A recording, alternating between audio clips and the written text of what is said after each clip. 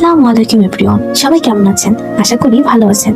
যারা এখনো আমার চ্যানেলটি সাবস্ক্রাইব করেননি তারা একটু কষ্ট করে সাবস্ক্রাইব করে নিন।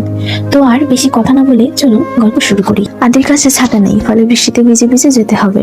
এই একটা ব্যাপারে আদিবাকে স্বস্তি দিচ্ছে। তার পক্ষে আদিকে সাহায্য করা সম্ভব না, তবে এই বৃষ্টিতে ভিজে আদির একটু শিক্ষা হয় সেটা ভেবেই খুশি খুশি লাগছে।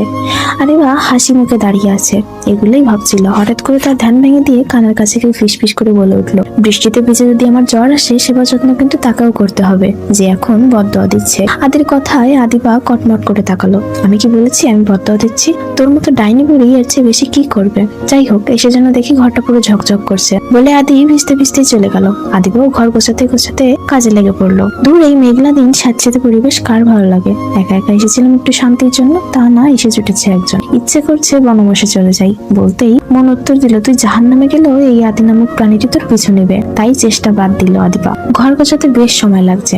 আদের 14 কুষ্ঠ শুদ্ধ পোকা দিতে দিতে আদিবা ঘর গুছিয়ে শেষ করার ঠিক আগে মুহূর্তে বাইরে থেকে আদির কণ্ঠ ভেসে আসলো। তাকে দেখেই মনে হচ্ছে না বৃষ্টিতে ভেজা নিয়ে তার কোনো আপত্তি আছে, বরং বৃষ্টিতে ভিজতে ভিজতে গুনগুন করে গান গাইতে গাইতে আসছে সে। তার হাব ভাব দেখে মনে হচ্ছে তিনি সিনেমার নায়ক, আর এখানে সিনেমা শুটিং চলছে। এই ছেলের শরীরে এত ঢং কোথায় থেকে যে আসে আদিবার মাথায় ঢুকলো না। তবে দেখতে মন্দ লাগছে না। ফুল স্লিভ সাদা শার্টের সাথে কালো থ্রি কোয়ার্টার, কিছু চুল এলোমেলো হয়ে কপালের উপর ছড়িয়ে পড়েছে। আদির বারবার চুল লম্বা চুল পছন্দ, প্রায় তার চুল কপাল ছাড়িয়ে চোখের উপর এসে পড়তো, তবু কাটতে চাইতো না। এখন হয়তো সে অভ্যাস যায়নি। পিছনের দিকে চুল ছোট করে কাটা থাকলেও সামনের দিকে কিছুটা বড়, চোখের উপর না পড়লেও ভুরুর উপর ছড়িয়ে আছে। চুল থেকে টুপ টুপ করে পানি পড়ছে। আদিবা অবাক নয়নে কিছুক্ষণ তাকিয়ে থেকে বাস্তবে ফিরলো আর দেখলো আদি খালি হাতে ফিরেছে। আদিকে খালি হাতে দেখে আদিবার মেজাজ বিগড়ে গেল। আদি গুনগুন করে ঘরে ঢুকে পড়লো, আদিবা টাওয়ালটা দিত। আদিবা চরম বিরক্তি নিয়ে আদির দিকে এগিয়ে আসলো। আদিবা রেগে আছে। আদি সেটা বুঝলো কি বুঝলো না, আদিবার বোধগম্য হলো না। আদিবা এগিয়ে যেতেই আদি বলল, সমস্যা কি? আদিবা উল্টো প্রশ্ন করলো, আপনাকে সিনেমা শুটিং করতে বাজারে পাঠিয়েছিলাম? বাজার কোথায়? আদির ভাবলে সে উত্তর দিল, আমি শুটিং করছিলাম। তোকে কি বললো? নিজেই দেখলাম গান গাইতে গাইতে আসলেন। এমন একটা ভাব যেন পৃথিবীর সবচেয়ে সুখী ব্যক্তি। দুঃখে থাকার মতো কোনো কারণ তো দেখতে পাচ্ছি না। তার উপর আজ তোর কপালে যে শনি লেখা আছে সেটা ভেবেই মন ভরে উঠছে আমার কপালে শনি জন্মের আগে থেকেই লেখা ছিল। তা না হলে আপনার বোন হয়ে জন্মাই? বোন হতে এত আফসোস থাকলে সম্পর্ক বদলের রাস্তা তো আছেই, বদলে ফেল। বাজে কথা রেখে বলেন বাজার কোথায়? হিরোগিরি দেখাতে তো বাজারে পাঠায়নি, তাই না? তোর মতো এমন একটা পুচকি মেয়ের কথায় আদি চৌধুরী বাজারে ব্যাগ হাতে হাঁটবে, এটা শুধু স্বপ্নেই সম্ভব, বাস্তবে আমার মতো কোনো মেয়ের কথাতে সারা জীবন চলতে হবে, বুঝছেন? সারা জীবন তো আর বিয়ে না করে থাকতে পারবেন না। তখন আপনার বউ প্রতিদিন আপনাকে দিয়ে বাজার করাবে। যাই হোক, ভালোই হয়েছে বাজার করেনি, তার মানে আমাকে রান্না করতে হবে না। ঠিক বলেছিস, তেমন কিছু রান্না করার প্রয়োজন নেই, বুঝেছিস? শুধু ভুনা খিচুড়ি, গরুর ঝাল মাংস, মুরগির পাতলা ঝোল, সাথে গরম ভাত আর ইলিশ পাতুরি, চিংড়ির মালাইকারি, রুই মাছের মুড়ি ঘন্ট, ভাজা চপ, পাতলা ডাল, সাথে একটু সবজি, পায়েস আর আচার। এটুকু করলেই হবে। কাবাব, রোস্ট, পোলাও এসবের দরকার নেই। কি বলিস? আদির কথায় আদিবা পুরো কুচকে তাকালো। এসবের মানে কি? জীবনে প্রথমবার বাজারে পাঠালি, খালি হাতে ফিরে আসবো? ভ্যানে বাজার পাঠিয়েছি, এখনই চলে আসবে। আসলে আমার হাতে বাজারের ব্যাগ মানায় না, তাছাড়া এত কিছু আনতে পারতাম না। কি কি বাজার করেছেন আপনি সেটা তো কিছুক্ষণ পরেই দেখতে পাবি। আমাকে বাজার পাঠানোর মজা এবার হাড়ে হাড়ে বুঝবি। কি কি পদ বলেছি মনে আছে তো? আদিবা কিছু বলার আগেই ভ্যানওয়ালা দরজার সামনে হাজির। আদি টাওয়ালে মাথা মুছতে মুছতে এগিয়ে গিয়ে বলল, সব নামিয়ে রাখতে। বাজারের ধরন দেখে আদিবার ভিমড়ি খাওয়ার জোগাড়। ভ্যানওয়ালা সব নামিয়ে দিয়ে চলে গেল। আদি ঘরে যেতে যেতে বলল, আদিবা নাও, তোমার বাজার চলে এসেছে, রান্না শুরু করে দাও, আমি চেঞ্জ করে আসছি। আদি চলে যেতে চাইলেই আদিবা বলে উঠলো, আপনি কি জানতেন না বাড়িতে ফ্রিজ নেই? এতগুলো বাজার করলেন কোন বুদ্ধিতে? আর ফ্রিজ দিয়ে কি হবে? তুই কি শুনিসনি কি কি রান্না করতে বলেছিস? না শুনলেও সমস্যা নেই, এখানে যা যা আছে সবই আজ তোকে রান্না করতে হবে, তাই ফ্রিজ নিয়ে টেনশন করার দরকার নেই। আপনার মাথা ঠিক আছে? এতগুলো খাবার কে খাবে? এলাকার লোকজন, আমি সবাইকে দাওয়াত করে এসেছি। মানে কি? হঠাৎ লোকজন দাওয়াত করে খাওয়ানোর কথা আসলো কোথা থেকে? তার কৈফিয়ত থেকে তবে দিতে হবে? অবশ্যই দিতে হবে। আমি এত কিছু রান্না করব না। তুই করবি না, তোর ঘাড় করবে। আপনার মনে হয় এতগুলো রান্না করা আমার একার পক্ষে সম্ভব? তোর পক্ষে অনেক কিছুই সম্ভব। রাতের বেলা তেজ দেখিয়ে বাসা ছেড়ে বেরিয়ে আসা সম্ভব, আমাকে থাপ্পড় মারা সম্ভব। তাহলে এগুলো সম্ভব হবে না কেন? আদিবা মুখ কালো করে বলল, খামখেয়ালি বন্ধ করুন, এসব রান্না আমি করতে পারবো না। শেষ শব্দটা উচ্চারণের আগে বিকট শব্দে আত্মা কেঁপে উঠলো আদিবার। তাকিয়ে দেখলো আদি সামনে থাকা ড্রেসিং টেবিলের কাজ টুকরো টুকরো হয়ে পড়ে আছে, সাথে ফুলদানিটাও। আদিবার বুঝতে সময় লাগলো না যে আদির আগে ফুলদানিটা ছুঁড়ে মেরেছে। আদিবা অবাক চোখে তাকাতেই দেখলো মুহূর্তে আদির মায়াবী মুখে হিংস্রতা ফুটে উঠেছে। আদি চোখ শুরু করে বলল, পারবো না, হবে না, করবো না, শব্দগুলো আমার সামনে বলবি না, শুনতে ভালো লাগে না। আপনি গ্লাসটা ভেঙে ফেললেন কেন? তুই মুখ কালো করে কথা বলছিলি, দেখতে খারাপ লাগছিল। যে আয়না তাকালে মেজাজ খারাপ হবে সেটা রাখার দরকার কি? যদিও দোষটা আয়নারই ছিল না। আদির উত্তর শুনে আদিবার কথা আটকে গেল। কি বলবে বুঝতে পারছে না। আর কিছু বলবি? আদিবা মাথা নিচু করে নিল, কারণ আদির রাগের পরিমাণ এতক্ষণে তার বোঝা শেষ। এখন কিছু বললেই গায়ে হাত তুলবে, তাই বাধ্য হয়ে এগিয়ে গেল। সাথে সাথে পিছন থেকে আদি বলে উঠলো, দাঁড়াও, ওদিকে কোথায় যাচ্ছিস?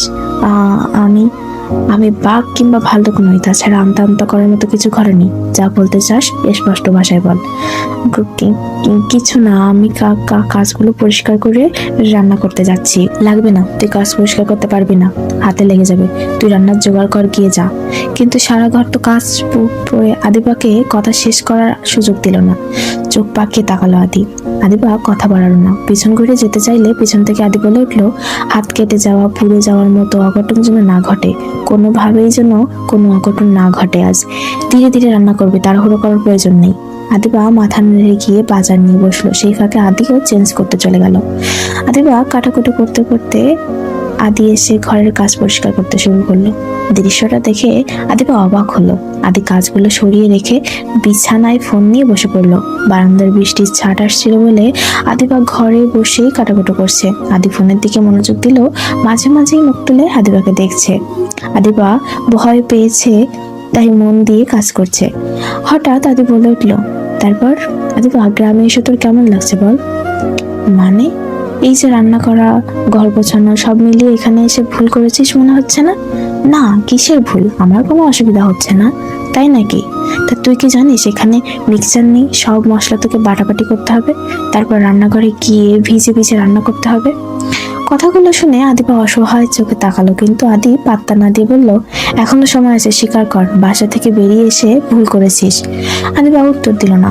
জেদটা একেবারেই ছোটবেলার মতোই আছে। এই জেদের জন্যই তুই মার খেতি। আপনিও আগের মতনই আছেন। না হয় আমি অনেক কন্ট্রোল করতে শিখেছি, নাহলে আজ আয়নার বদলে কারোর হাত পা ভাঙতো। আদিবা প্রসঙ্গটা এড়িয়ে যাওয়ার জন্য বলল, আমি রান্না করতে পারবো, আপনি চুপচাপ বসে থাকুন। করতেই তো হবে। ধর তোর শাশুড়ি যদি অনেক লোক শ্বশুর বাড়িতে যদি অনেক লোক থাকে, তখন কি করবি? এখন থেকে অভ্যাস করে নে। অনেক লোক থাকলেও সমস্যা নেই, আপনার মতো কেউ না থাকলেই চলবে। আদিবার কথা শুনে আদিত্য হা হা করে হেসে উঠলো। কেন, আমি আবার কি করেছি? আজ তো তোকে একটাও বাজে কথা বলিনি, মারিও নি। আদিবা কিছু না বলে রান্নাঘরে চলে গেল। বৃষ্টি কমেছে, কিন্তু সবগুলো জিনিস রান্নাঘরে নিতে বেশ বেগ পেতে হয়েছে তাকে। আদিবা কয়েকবার যাওয়া আসা করে হাঁপিয়ে উঠলো। আদির দিকে তাকিয়ে অসহায় ভঙ্গিতে বলল, আপনি কি মানুষ? অন্য কিছু মনে হওয়ার কারণ কি? আমি একা একা কষ্ট করছি, আপনি বসে বসে মজা দেখছেন। এছাড়া আমার কি বা করার আছে? রান্না নাই পারলে জিনিসগুলোতে একটু হেল্প করলেও পারেন। আগে বলবি না? আগে বললেই হেল্প করে দিতাম। আদি নেমে এসে আদিবাকে কোলে তুলে নিল। কি করছেন? তুই তো বললি হেল্প করে দিতে, তাই নিয়ে যাচ্ছি। যদি আমার হেল্প চাস, এভাবেই হেল্প করবো। প্রতিটা জিনিস তুই নিয়ে যাবি আর আমি তোকে। আমি এমন হেল্প চাইনি। কথায় কথায় গায়ে হাত দেওয়া কেমন স্বভাব? লোকে দেখলে কি ভাববে? ছাড়ুন বলছি, ছেড়ে দিব। অবশ্যই ছাড়ুন বলছি, অসভ্যতা করবেন না। কথাটা শুনে কোনো সংকেত ছাড়াই আদিবাকে ছেড়ে দিল। আদিবা নিচে পড়ে ফ্যাল করে তাকালো। তাৎক্ষণিক ঘটনায় ব্রেন ব্যথার পরিমাপ করতে পারেনি, তাই আদিবা চিৎকার দেওয়ার সুযোগ পায়নি। আদিবাকে নিচে ফেলে দিয়ে আদি হন হন করে ঘরে চলে গেল। না, আদিবা ব্যথা তেমন পায়নি, তবে কাদায় পড়ে সারা শরীরে মাখামাখি অবস্থা। আদি কয়েকবার ড্রেস বদলে নিতে বললেও আদিবা ড্রেস চেঞ্জ করলো না। কাদা ধুয়ে নিয়ে ভেজা কাপড়েই রান্না করছে। মশলা বাটা, সবজি কাটা সব করতে করতে হাঁপিয়ে উঠছে আদিবা। আদিবার কাণ্ড দেখছে, কিছু বলছে না। এত দুনিয়ার কাজ করে আদিবার প্রায় কাঁদো অবস্থা। বেশ কষ্ট করে সবগুলো রান্না শেষ করে আদিবা ওয়াশরুমে গিয়ে দরজা আটকে দিল। ভীষণ কষ্ট হয়েছে। আদিত্য কোনোভাবেই কোনো কারণ ছাড়া তাকে দিয়ে এতগুলো কাজ করিয়েছে, ভেবেই খারাপ লাগছে। তবে কি আদির মনে তার জন্য কোনো মায়া নেই? যে মানুষটা তাকে এতটা পরিশ্রম করাতে পারে, সে আর যাই হোক তাকে ভালোবাসতে পারে না। আদিবা কেঁদে কেঁদে নিজেকে হালকা করার চেষ্টা করছে। বেশ অনেকক্ষণ ধরে আদিবা ওয়াশরুমে বসে আছে দেখে দরজার সামনে গিয়ে গলা ছাড়লো। সুইসাইড করার শুভ অবস্থা এখানে নেই, তাই ঢং বাদ দিয়ে বাইরে আয়। আদিবা উত্তর দিল না। 1 থেকে 3 গুনবো, যদি বের না হোস তোর কপালে আজ যে কি আছে আদিবা ভাবতেও পারছিস না। দরজা খোল। আদিবা তাড়াতাড়ি চোখ মুছে পানি দিয়ে বের হলো। আদি নিজের আর এক সেট কাপড় এগিয়ে দিয়ে বলল, আসার সময় কাপড়গুলো অন্তত আনা উচিত ছিল। যাই হোক, কান্নাকাটি দরকার ছিল না।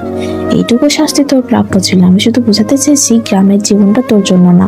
এখানে থাকতে আমার কোনো কষ্ট হতো না, কিন্তু একদিনে এতগুলো রান্না সত্যি কি কোনো দরকার ছিল? আদি অন্যদিকে তাকিয়ে বলল, তুই আমার বিয়ে করতে চাস সেটা এভাবে প্রমাণ না করলেও বাসায় বললেও পারতিস। মানে কি সব আবোল তাবোল বলছেন? আমি কখন বললাম আমি আপনাকে বিয়ে করতে চাই? গ্রামের বাড়িতে হুট করে 2 ছেলে মেয়ে এসে একসাথে থাকার মানে তুই বুঝিস? আদিবা অবাক হয়ে প্রশ্ন করলো, মানে কি বলতে চাইছেন? গ্রামে কেউই আমায় চেনে না, তোর সাথে আমার কি সম্পর্ক মানুষজন কি ভাববে? তুই ছোট বাচ্চা না। আমি কি বোঝাতে চাইছি তুই বুঝেছিস? একজনের ইচ্ছার বিরুদ্ধে গিয়ে জোর করে যার পুরো শরীরে নিজের দখলদারি প্রমাণ রেখে দিয়েছেন, এখন তার সম্মানের কথা ভাবছেন?